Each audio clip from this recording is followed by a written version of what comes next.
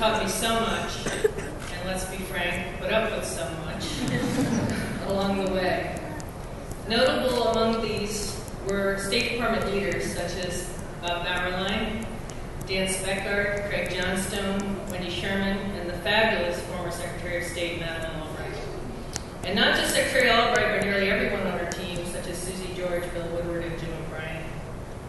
I also benefited from other mentors along the way, at the Office of Management Budget, at Peace Corps headquarters, and most recently with George Rupp and George Biddle at the International Rescue Committee.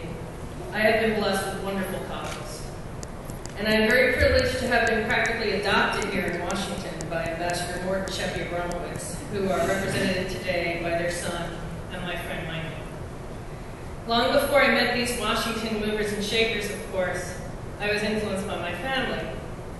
I was able to tell my parents about this opportunity before my dad passed away last year, and they were both very proud.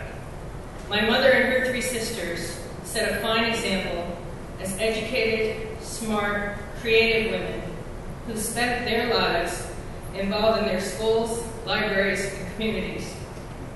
They've instilled in me, my siblings, and my cousins a love of the arts and literature and a love of learning. I am so glad to have my answer here. Certainly my family background as a descendant of immigrants has made me sympathetic to the foreign-born who live in America today. It would be fitting if I were descended from refugees, but I have to admit that most of my ancestors were probably what we consider economic migrants. My family does have a story that our great-great-grandfather, the Irishman Martin Orden, unsuccessfully tried to assassinate the British Prime Minister before escaping to America. Fortunately, my connections to this 19th century radical did not derail my background.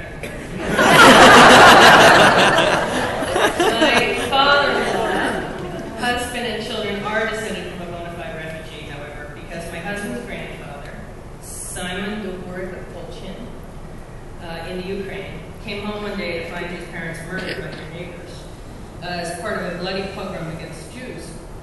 He fled that day to join his brothers in Boston, and they decided to adopt Davis as a family name. Another happier reason my family is pro-immigrant, pro-refugee, however, is that both of my brothers and my brother-in-law have all married women who were born overseas. So my sisters-in-law come from Ireland, South Africa, and Iceland. And I especially appreciate all their patience in having their backgrounds thoroughly